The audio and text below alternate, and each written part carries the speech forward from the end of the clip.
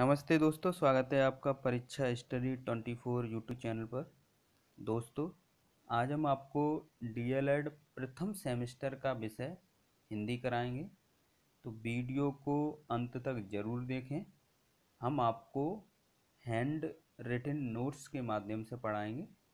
देखते हैं दोस्तों, वर्ड देखते हैं दोस्तों। वर्ड अखंड मूल ध्वनि को वर्ड या अक्षर कहते हैं, यानी जिस ध्वनि के खंड न हो, जिस ध्वनि के खंड न हो वह ध्वनि अखंड कहलाती है। तो अखंड मूल ध्वनि को वर्ड या अक्षर कहते हैं। वर्णमाला देखते हैं। वर्णों के व्यवस्थित क्रम को वर्णों के व्यवस्थित क्रम को वर्णमाला कहते हैं। अखंड मूल ध्वनि को वर्ण कहते हैं। वर्णों के व्यवस्थित क्रम को वर्णमाला कहते हैं, या फिर वर्णों के समूह को वर्णमाला कहते हैं, या अक्षर के समूह को वर्णमाला कहते हैं। नेक्स्ट देखते हैं दोस्तों, कुल वर्ण कितने होते हैं? लेखन के आधार पर कुल वर्ण 52 होते हैं। कितने होते हैं दोस्तों? 52। 13 स्वर, 39 व्यंजन होते हैं। उच्चारण के आधार पर कुल वर्ण 45 होते हैं। लेखन के आधार पर 52, उच्चारण के आधार पर 45, जिसमें 10 स्वर और 35 व्यंजन होते हैं। एक बार दोहराते हैं। वर्ण किसे कहते हैं? अखंड मूल ध्वनि को वर्ण कहते हैं। वर्णमाला किसे कहते हैं? वर्णों के व्यवस्थित क्रम को वर्णमाला कहते हैं। लेखन के आधार पर 52 वर्ण होते हैं। उच्चारण के आधार पर 45 वर्ण होते हैं। आगे देखते हैं दोस्तों, कुल स्वर कितने होते हैं?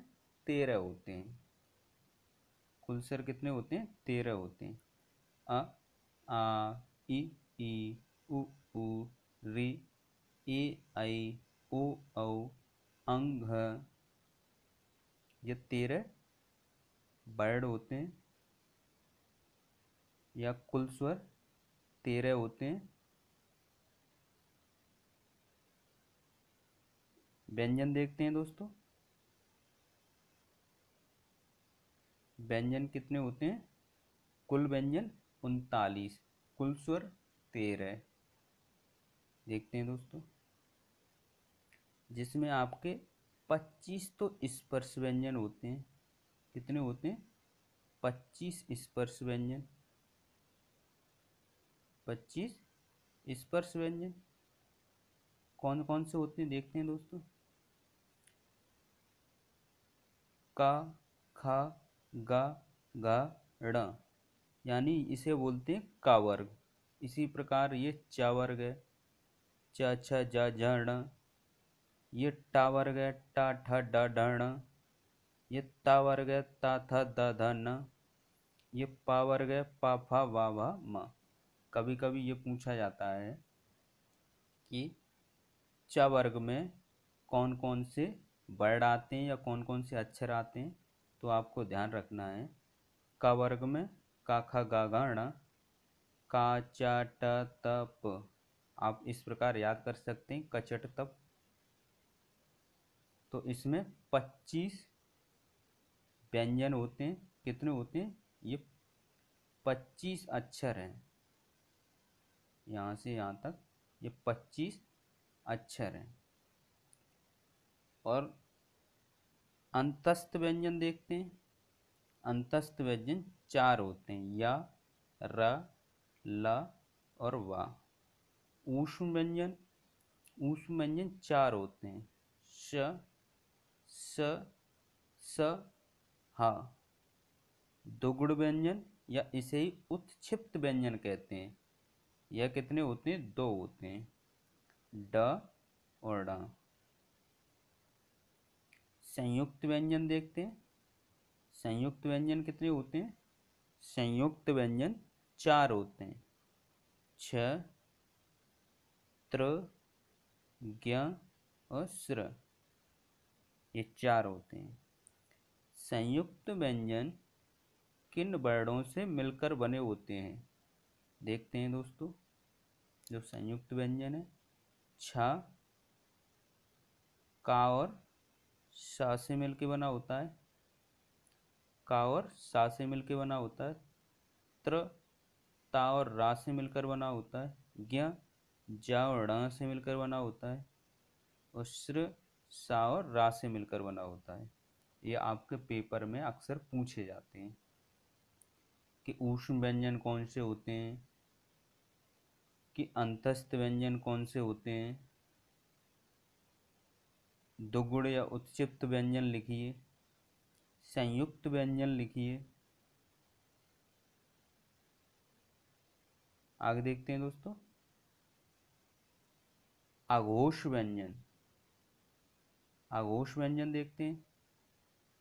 प्रत्येक वर्ग का पहला, दूसरा यानी पहला और दूसरा वर्ण और तीनों सा,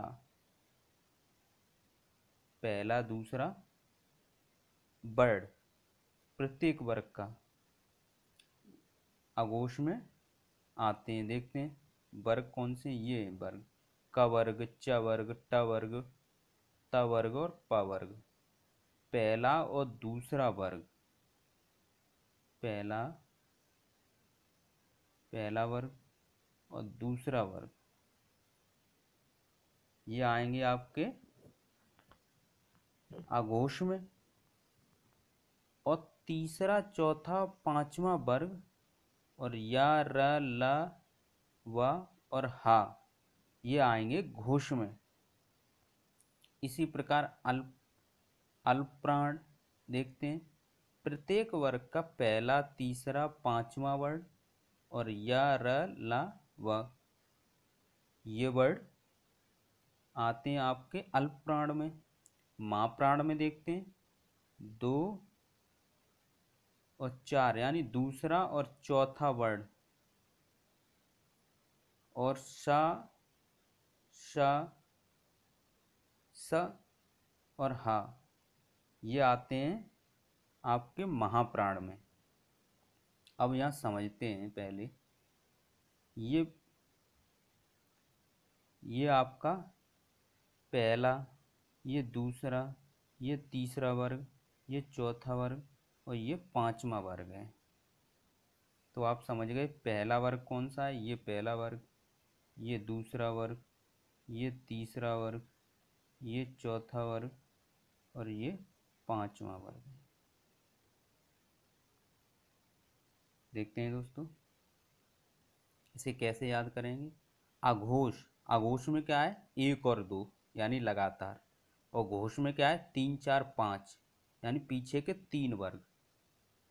अल्पप्राण, अल्पप्राण में क्या है 1, 3, 5 यानी विषम स्थान वाले वर्ण।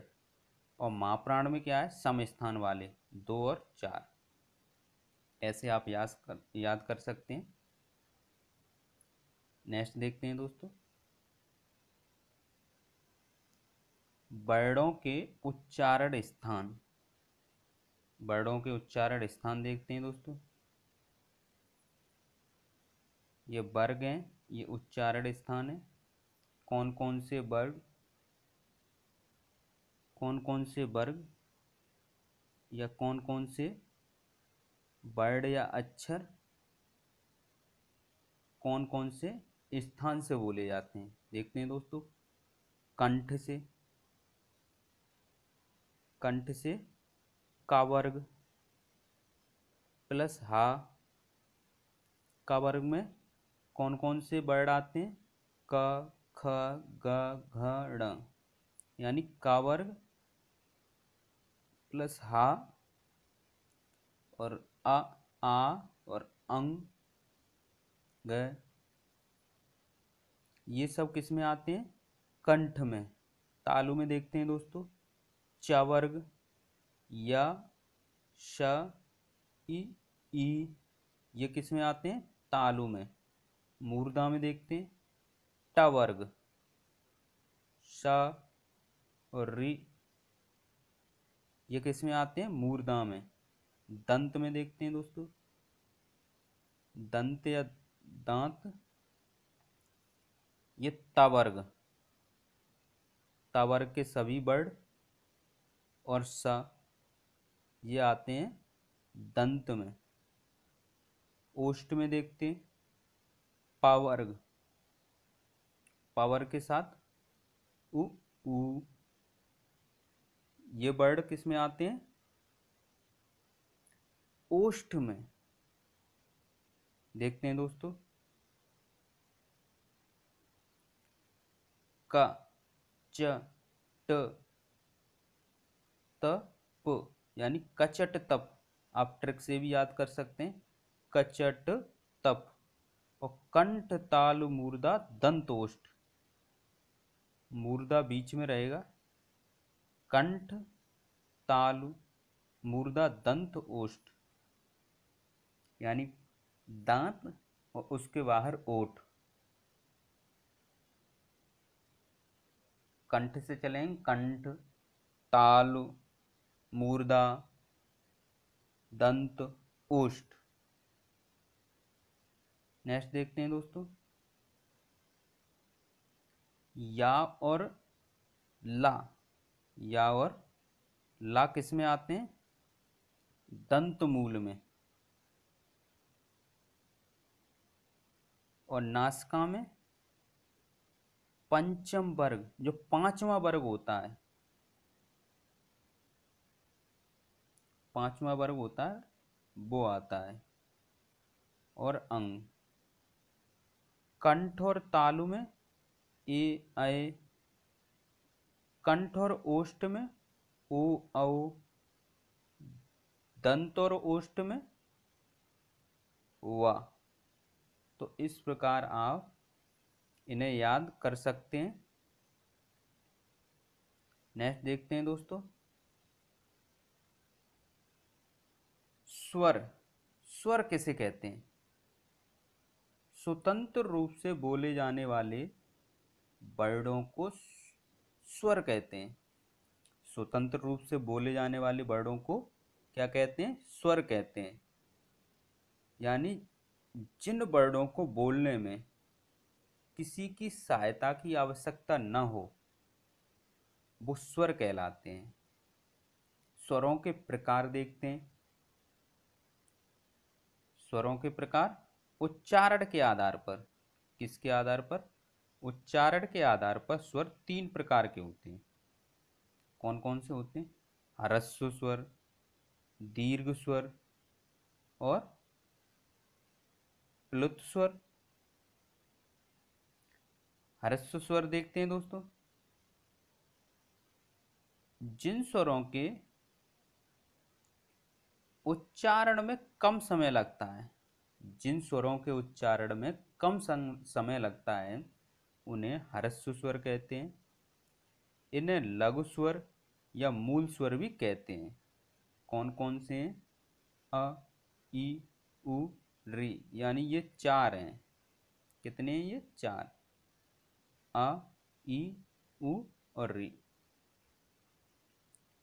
दीर्घ स्वर देखते हैं, जिन स्वरों के उच्चारण में ह्रस्व स्वर से, जिन स्वरों के उच्चारण में ह्रस्व स्वर से दुगना समय लगता है, उन्हें दीर्घ स्वर कहते हैं। कौन कौन से? आ, ई, ये बड़ी ई है यहाँ पर,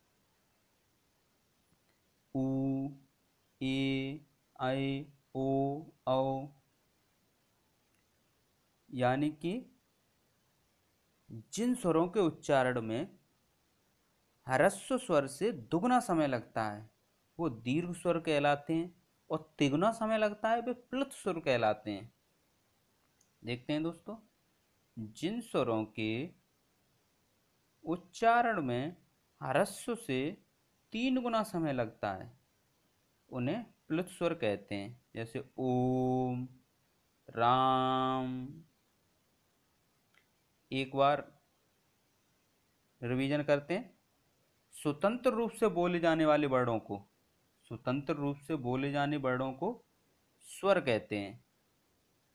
उच्चारण के आधार पर स्वर तीन प्रकार के होते हैं: ह्रस्व, दीर्घ, प्लुत स्वर। जिन स्वरों के उच्चारण में कम समय लगता है उन्हें ह्रस्व स्वर। जिन स्वरों के उच्चारण में ह्रस्व स्वर से दुगना समय लगता है उसे दीर्घ स्वर कहते हैं। जिन स्वरों के उच्चारण में ह्रस्व स्वर से 3 गुना समय लगता है उसे प्लुत स्वर कहते हैं। नेक्स्ट देखते हैं दोस्तों। हवा के नाक व मुंह से निकलने के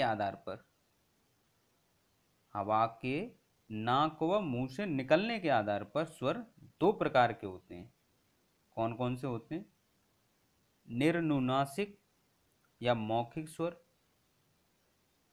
निर्नुनासिक को ही मौखिक कहते हैं। तो निर्नुनासिक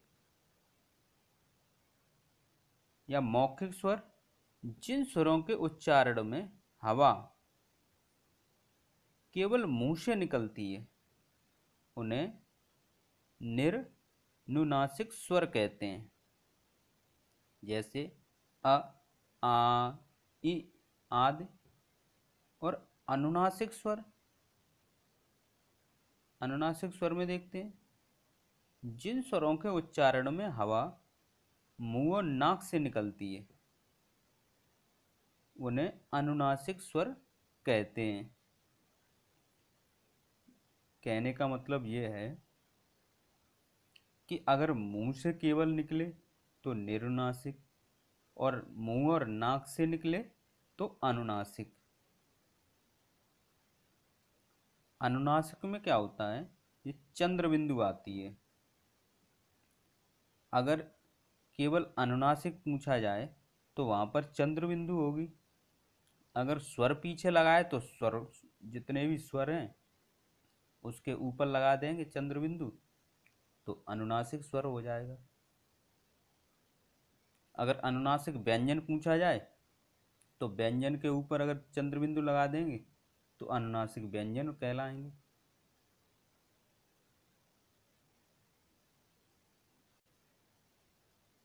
नेक्स्ट देखते हैं दोस्तों, संयुक्त स्वर। क्या देखते हैं दोस्तों? संयुक्त स्वर। दो स्वरों के मेल से बने स्वर क्या कहलाते हैं? संयुक्त स्वर कहलाते हैं। ए, ऐ, ओ, औ ये तुम्हारे संयुक्त स्वर हैं। यानी दो स्वरों के योग से या दो स्वरों के मेल से बने होते हैं। नेक्स्ट देखते हैं दोस्तों, व्यंजन। स्वर की सहायता से बोले जाने वाले वर्णों को व्यंजन कहते हैं।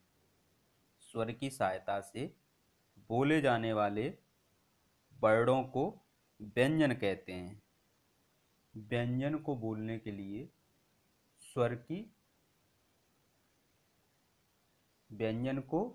के लिए स्वर की सहायता या स्वर की हेल्प के माध्यम से बोलते हैं।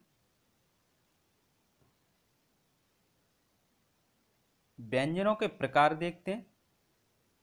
व्यंजनों के 5 प्रकार होते हैं। नेक्स्ट देखते हैं दोस्तों, स्पर्श व्यंजन।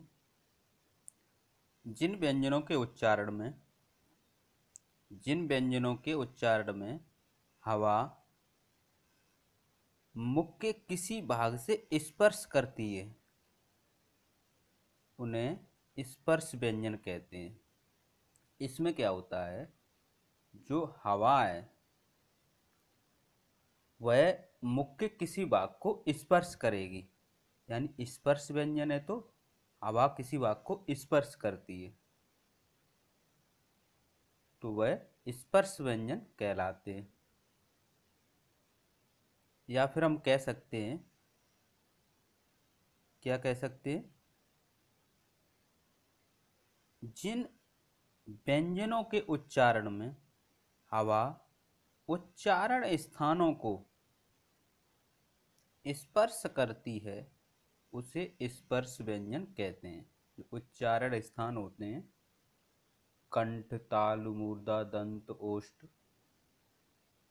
इन स्थानों को स्पर्श करती है उसे स्पर्श व्यंजन कहते हैं। स्पर्श व्यंजन में आपको ध्यान रखना है कि यहाँ पर उन स्थानों को यानी उच्चारण स्थानों को हवा स्पर्श करती है। आगे देखते हैं दोस्तों, अंतस्थ व्यंजन। जिन व्यंजनों का उच्चारण स्वरों व व्यंजनों के बीच होता है उन्हें अंतस्थ व्यंजन कहते हैं। उन्हें क्या कहते हैं? अंतस्थ व्यंजन कहते हैं। इन्हें अर्ध स्वर भी कहते हैं। ये चार होते हैं, य, र, ल और ब। यानी जिन व्यंजनों के उच्चारण स्वर और व्यंजन के बीच होता है उन्हें क्या कहते हैं? अंतस्थ व्यंजन कहते हैं। यह चार होते हैं, य, र, ल और ब। स्पर्श व्यंजन में हमने आपको बताया कि उच्चारण स्थानों को हवा स्पर्श करती है। अंतस्थ व्यंजन में जिन व्यंजनों का उच्चारण स्वर और व्यंजनों के बीच होता है उन्हें अंतस्थ व्यंजन कहते हैं, या इन्हें अर्ध स्वर भी कहते हैं। नेक्स्ट देखते हैं दोस्तों, ऊष्म व्यंजन या संघर्षी व्यंजन। किसी भी प्रकार आपसे पूछा जा सकता है, ऊष्म व्यंजन या संघर्षी व्यंजन। जिन व्यंजनों के उच्चारण में हवा मुख के किसी भाग से घर्षण खाकर निकले तथा ऊष्मा उत्पन्न करे उन्हें ऊष्म व्यंजन या संघर्षी व्यंजन कहते हैं। ये चार होते हैं, स, स और ह। स्पर्श व्यंजन में क्या था? उच्चारण स्थानों को हवा स्पर्श करती है। अंतस्थ व्यंजन में स्वर तथा व्यंजन के बीच उच्चारण होता है। ऊष्म व्यंजन में हवा घर्षण खाकर निकलती है तथा ऊष्मा उत्पन्न करती है। संयुक्त व्यंजन देखते हैं। जो व्यंजन दो व्यंजनों से मिलकर बने होते हैं उन्हें संयुक्त व्यंजन कहते हैं। ये चार होते हैं, छ, त्र, ज्ञ और श्र। संयुक्त व्यंजन दो व्यंजनों के योग से बने हो उन्हें क्या कहते हैं? संयुक्त व्यंजन कहते हैं। तो आप एक दूसरे को रिलेट करके पढ़ें तो आपको जल्दी याद होगा और समझ में सही से आएगा। नेक्स्ट देखते हैं दोस्तों, उत्क्षिप्त व्यंजन, और इन्हें ही हम दुगुड़ व्यंजन कहते हैं। जिन व्यंजनों के उच्चारण में जीभ पहले ऊपर उठकर मूर्धा को स्पर्श करे फिर झटके के साथ नीचे आए उन्हें उत्क्षिप्त व्यंजन कहते हैं। यानी कि इसमें क्या होता है, पहले जीभ ऊपर उठकर मूर्धा को स्पर्श करे और फिर झटके के साथ नीचे आए उन्हें उत्क्षिप्त व्यंजन कहते हैं।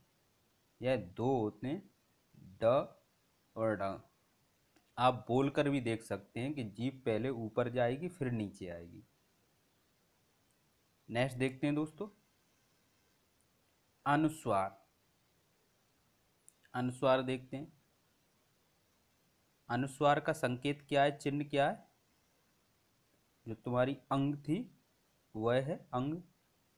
अनुस्वार के उच्चारण में वायु नाक से निकलती है और उच्चारण झटके के साथ होता है।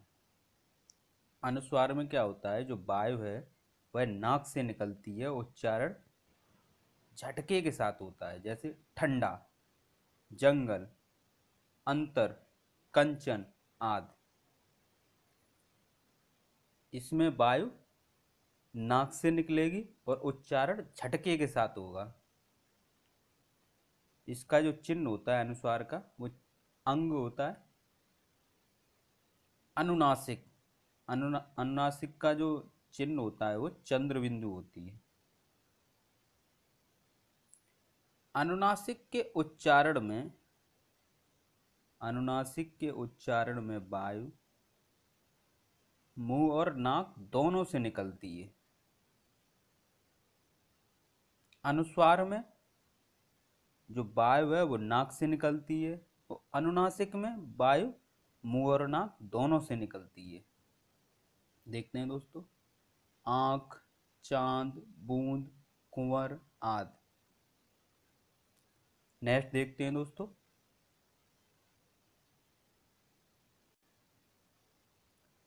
रा वर्ण के प्रकार या फिर रा वर्ण का नेक्स्ट देखते हैं दोस्तों, रा वर्ण के प्रकार या फिर रा का संयुक्त वर्ण रूप क्या होता है। रा वर्ण को दो प्रकार से लिख सकते हैं।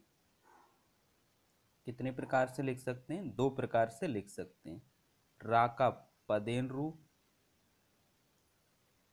यह वर्ण के नीचे लगता है, यह वर्ण के नीचे लगता है। जैसे यहाँ पर ग्रह लिखा है, इसमें गा के नीचे ये रा लगा दिया तो ग्रह लिख गया। क्रम, वज्र, प्रकाश आदि, इसमें प्रकाश में पा के नीचे रा लगाए, यानी रा का पदेन रूप है, यह वर्ण के नीचे लगता है। रा का रेप रूप, यह अपने पीछे वाले वर्ण पर, अपने पीछे वाले वर्ण पर जाकर जुड़ता है। जैसे कर्म, यहां पर ये मां के ऊपर रा चढ़ा है। वर्ग, वर्षा, कार। नेक्स्ट देखते हैं दोस्तों, यानी आपने क्या देखा, रा के जो रा के रूप देखे आपने, यानी दो प्रकार से रा वर्ण को दो प्रकार से लिख सकते हैं। रा का पदेन रूप, रा का रेफ रूप। नेक्स्ट देखते हैं दोस्तों, अयोगवाह। अनुस्वार और विसर्ग, अनुस्वार हमने आपको बताया था, अनुस्वार का चिन्ह ये, विसर्ग का ये होता है। अनुस्वार और विसर्ग लेखन की दृष्टि से स्वर और उच्चारण की दृष्टि से व्यंजन होते हैं। और अनुस्वार और विसर्ग मिलकर ही अयोगवाह कहलाते हैं। तो अनुस्वार और विसर्ग लेखन की दृष्टि से तो स्वर है, उच्चारण की दृष्टि से व्यंजन है। तो इन दोनों का जाति योग ना तो स्वर के साथ और ना ही व्यंजन के साथ होता है, इसलिए इन्हें अयोग कहा जाता है। फिर भी यह अर्थ बयान करते हैं, इसलिए इसे अयोग वाक्य कहते हैं। तो दोस्तों, वीडियो कैसी लगी? वीडियो को लाइक कीजिए और ज़्यादा से ज़्यादा शेयर कीजिए। थैंक यू दोस्तों।